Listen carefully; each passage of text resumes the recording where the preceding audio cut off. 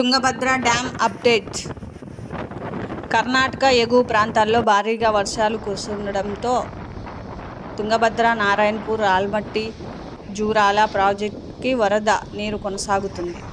తుంగభద్ర డ్యాంలోకి 1,00,000 క్యూసెక్కుల వరద కొనసాగుతుంది. డ్యామ్ నీటి మట్టం 16.33 అడుగులు కాగా 16.31 అడుగులు నీటి మట్టం చేరుకుంది.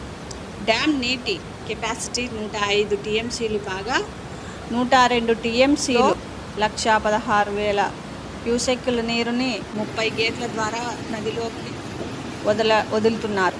రేపు ఎల్లుండి 1,50,000 క్యూసెక్కుల వరద నీరు వదిలే అవకాశం ఉండవచ్చు అని అధికారులు అంచనా వేస్తున్నారు.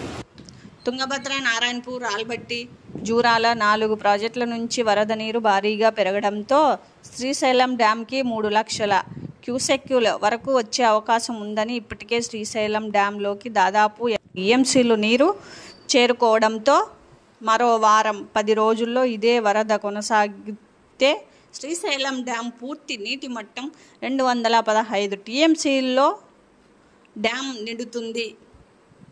శ్రీశైలం డ్యాం గేట్ ఓపెన్ చేసే అవకాశం ఉందని అధికారులు అంచనా వేయడంతో తుంగభద్ర, కృష్ణమ్మ ఉగ్రరూపం దాల్చడంతో శ్రీశైలం ప్రాజెక్టుకి భారీగా వరద నీరు రోజు రోజుకు పెరుగుతుందని అధికారులు చెబుతున్నారు.